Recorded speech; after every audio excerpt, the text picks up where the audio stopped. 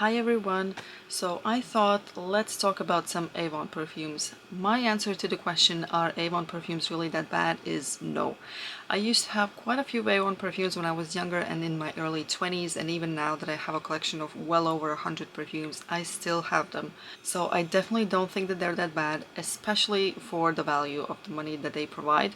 And let's not forget that Avon is a massive company, they have a lot of money and they can afford really good perfumers to work on their scents. So that's something to keep in mind as well. So I thought we would start with one of the biggest and most iconic lines that they have, which is the Far Away perfume line. I have 12 scents here for you today and almost half of those are the Far Away line. So let's start with the very first one, which is the original Far Away. So this is the bottle. They've changed the bottle style now, it looks completely different, and it used to look different in the 90s as well, so I believe this might be one of the original bottles from the sort of 90s. This was released in 1994. I do think that this bottle is from the 90s, maybe early 2000s, but some of you might be more familiar with this type of design. So this one I bought a couple of years ago, I think, and they had changed the bottle design to this, and now they have changed it again. You'll see it later in the video.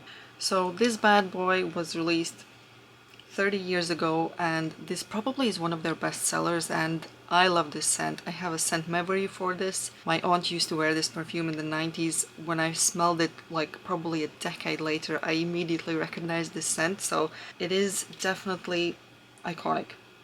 So it opens up quite freshly, actually. It opens up with a freesia and I think it's grapefruit.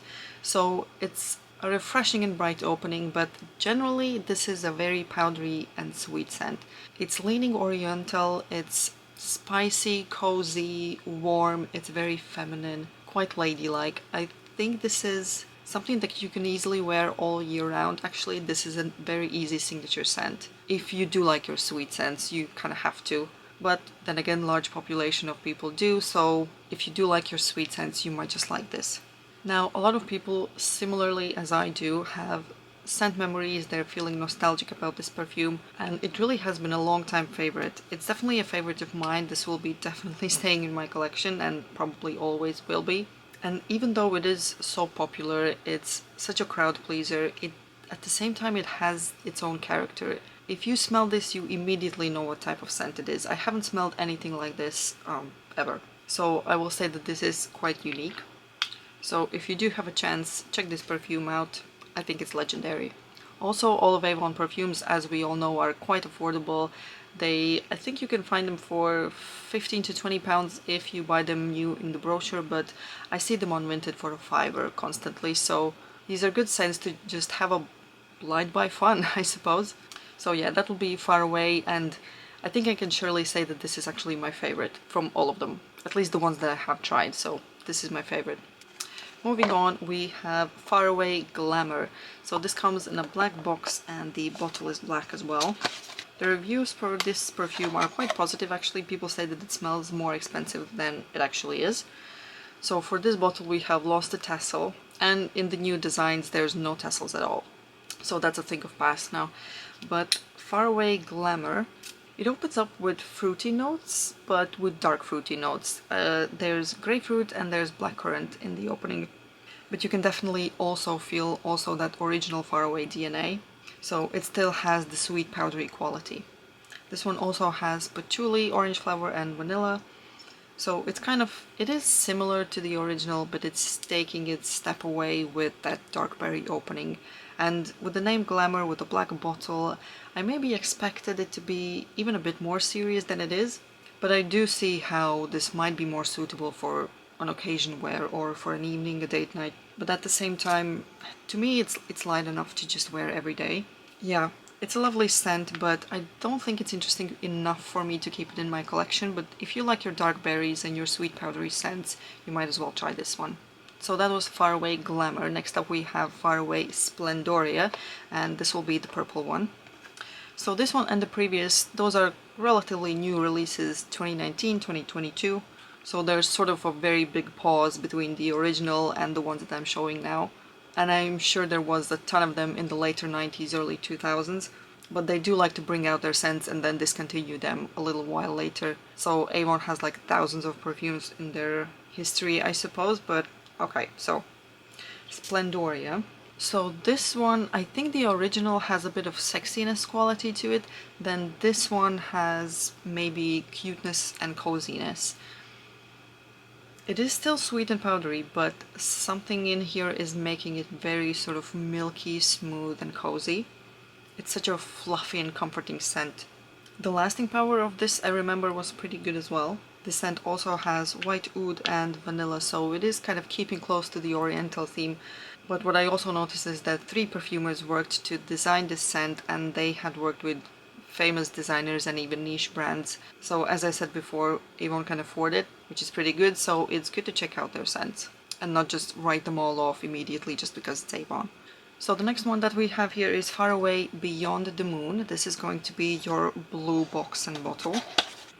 This one has an ombre effect, and this scent is the floral one. Yes, it has a very floral, very pretty opening. The star of the show for this scent is the Belle de Nuit flower, which only blooms during the night, so hence the name Beyond the Moon. This one, I think, if the previous 2 ones felt like sisters to the original, I would say that this is a cousin. It's a bit more further away from the original DNA. It's a very beautiful floral, a little bit refreshing, but not enough to be like a only summertime scent. I think, again, you can wear this all year round. Really feminine, pretty. I would say youthful even. This isn't a mature floral. Yeah, it's quite happy and uplifting. I quite like it, but again, this is not interesting enough for me to keep in my collection, so I will be parting ways with this one, but if you're looking for a nice affordable floral scent, you might want to check this out. Next up we have Far Away Endless Sun. Now, I think that this might be discontinued, but as with Avon scents, you can find them years after they've been discontinued, so it's pretty safe to say you can find this if you want to. So this is Endless Sun, peachy orange, looks very fresh, and if I remember correctly, it also is very fresh. Yeah, super fruity, juicy, very nice shower gel, extremely refreshing opening. Again, a lot of people had positive things to say about the scent. I will say that this is like the furthest away from the original. I don't sense any of the original DNA. I think this is just maybe not even a flanker, it's just a completely different scent. It doesn't really fit into the line, but at the same time it is nice. It's shampoony, it's shower jelly, it's nice. Again, for me, it's a bit boring. I like my fresh scents, but they have to have some sort of perfumey quality to it. I'm not that much into all the shower gel scents because how many do you really need in your collection? And so, yeah, I won't be keeping this one. But if you do want an easy grab and go freshie, go for it. Then we have Far Away Shine. So this one, this is the new design. So it's a bit of a slimmer box. And the bottle looks different as well. They just changed the whole design for the line, I think a couple of months ago, so all of the new bottles look like this now. So yeah, they look alright. They've lost their signature look, but yeah, it's no big deal. So by the looks of the bottle, right, it's called Shine, it's yellow. I expected just a citrus blast. This one is actually quite serious. I find it quite mature. So this has iris, rose, and I think it was musk. So it's quite a floral powdery scent, but not in the sweet powdery original version, but more of the iris powdery. So again, I would say that this is very far away from the original Far Away. I don't really sense any of the original DNA. I think this would be great for springtime, a dress in spring, flowery dress. As I said, really romantic. I think this should be pink, not yellow. It's sort of playful, joyful, romantic. I quite like this scent. I don't think they branded it correctly. There is some sort of freshness in the opening, but generally this is a floral musky scent. So yeah, I'm kind of on the edge with this one, if I'm going to keep it or not. I'm not yet sure. I'll decide a bit later, but yeah, that is Far Away Shine. So then we have the brown box and bottle. So then we come to the brown box and bottle, which is Far Away Beyond. Far Away Beyond has pear, vanilla and jasmine in it. It is quite sweet, quite creamy. This does have some powderiness quality to it, and with the sweetness I think this gravitates back towards the original a bit. But it's quite a lot sweeter, so I would say that this is the gourmand perfume of the line. I do love my sweet scents. I love jasmine, so I think this might be a keeper actually. But I think I'm picking up some sort of note that smells either like plasticky or just something a bit strange, and I don't have anything that noted down in my notes before. So it's a bit strange and I'm picking it up now and I'm not sure what it is. So I'm a bit on edge with this one, but if you like your sweet scents, it's definitely worth it to maybe try and see if you can get a sample or try it out somewhere. So yeah, that's Far Away Beyond. I'm conflicted. Then we come to Far Away Rebel, and this is sort of, they took a bit of a sidestep. There's Rebel and there's a red one as well, can't remember the name of it now. But those two scents were kind of part of the Far Away line, but they were looking a bit different, the bottles were different. I don't know what the idea was behind that. But this scent is very, very popular. A lot of people, for no reason at all, started a rumor that this smells like Alien, which it absolutely does not. Don't even think about it. The only thing in common for them is the color. I think maybe that's why even. But I quite like this and I know that I will be keeping this one. So this scent profile is quite a lot richer in comparison with the previous one. So this has dark fruits, it has chocolate, it has caramel, amber, blackcurrant liquor. So this does smell quite dark. So I see that this could be a great date night scent. Excellent for, you know, the colder weather as well. It does have a little bit of booziness. It's quite cozy at the same time. It's sort of sexy, but not like in your face sexy. It's kind of more seductive sexy, you know? Yeah, so this might be a bit too naughty for daytime, but I'm loving this scent. This is definitely staying in my collection.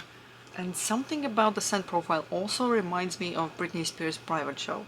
They're definitely not one-to-one copy-paste, but there's some similar qualities. It kind of reminds me of Private Show, yeah. So if your taste is similar to mine, then, you know, if you like Private Show, you might want to try this as well. But yeah, that is Far Away Rebel. So that was the Far Away perfume line. Now we're gonna go into the Rare something line. So I think they have discontinued a couple of them, but Rare Gold and Rare Pearls are still available. Starting with Rare Gold. That's what the box looks like. I'll be honest, I'm not the biggest fan of the bottles. Just something about this, yeah, I don't know. But you know, the bottles are simple. It's the scent that's important, right? So Rare Gold is an interesting one. I will say this, it's not your run-of-the-mill, you've smelled this 100 times type of scent. So this is a floral scent, but it's very green, very, very refreshing in the first spray. And it very, very much reminds me of Diamonds and Emeralds by Elizabeth Taylor. So these are very similar. If you like this one, probably no point in getting this as well. But yeah, these are very close relatives. Now, I will say that this has a tiny bit of vintage leaning quality to it. The scent has aldehydes, but I wouldn't say that this is an 80s aldehyde scent with white florals. I would say this is white florals with a tiny bit of aldehydes. So it does smell a bit more mature. I wouldn't see this on anyone below 25, but at the same time you won't smell like you're from the 80s. So very much springtime, very sort of fresh stems, green, juicy, bright, but then pretty quickly going into the fresh floral that has that aldehydic aspect to it. So it is fresh, but it's a woman's scent. Now, because I have the Diamonds and Emeralds, I won't be keeping this because they're just too similar and I don't need two of the same scent. So this will be going, but I do appreciate that they've taken, you know, an interesting step with this one. So that is Rare Gold. And that one was released in 1995, by the way. Next one in line we have Rare Pearls. This one came out in 2004. The bottle looks like this. Now, Rare Pearls, it doesn't have aldehydes in the notes, but it still feels like a mature scent. It's sort of the classy, put together pearl necklace, really. It's sort of a lady's spring-summer scent. It is a bit mature smelling, but it's still refreshing. This one has honey and pepper, so it has a bit of sweetness too. It's sort of woody and musky as well. I'll be honest, I'm not the biggest fan of this one. There's sort of nothing that irritates me, but it just doesn't really grab my attention, so I won't be keeping Rare Pearls. But looks like to me that the Rare collection is sort of the classy ladies type of scent, so if you like those, you might want to try it out. But yeah, that's the Rare collection.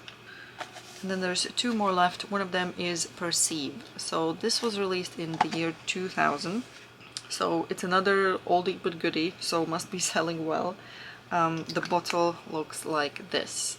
With a bottle design like this, I somehow thought that they might be going for what Angel smells like. And you can't, well, you can't see it here, but the liquid is meant to be blue color as well.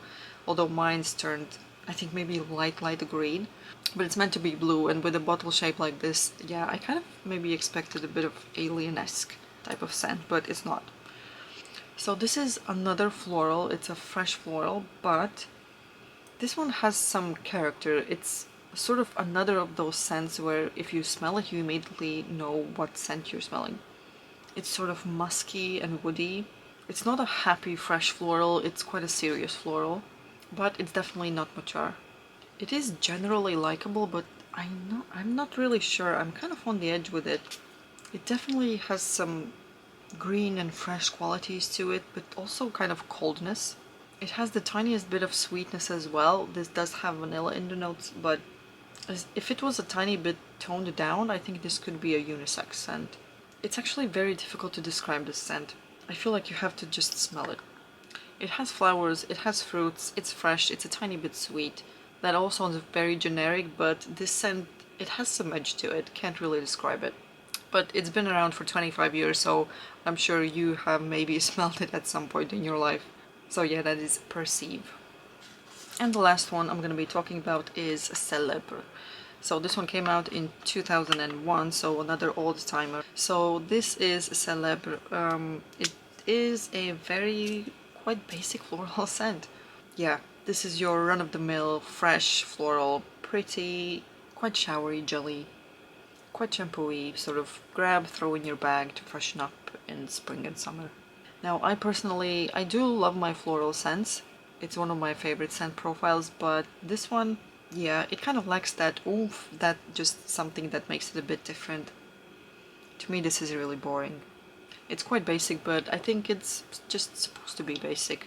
They wanted to make a simple floral, everyday, affordable scent, and that's exactly what they did. I'm not really the target audience for this, I think, but I would gladly wear this to bed, maybe, for example. Because it does smell nice, it smells nice, but, you know, it's just nothing special. I like my florals to be elegant and maybe not as much fresh. Yeah, I will be passing on this one. So that's the part 1 of the Avon perfumes. So these are my keepers. So Far Away, the original, and Far Away Rebel. I definitely love these ones. These are staying with me.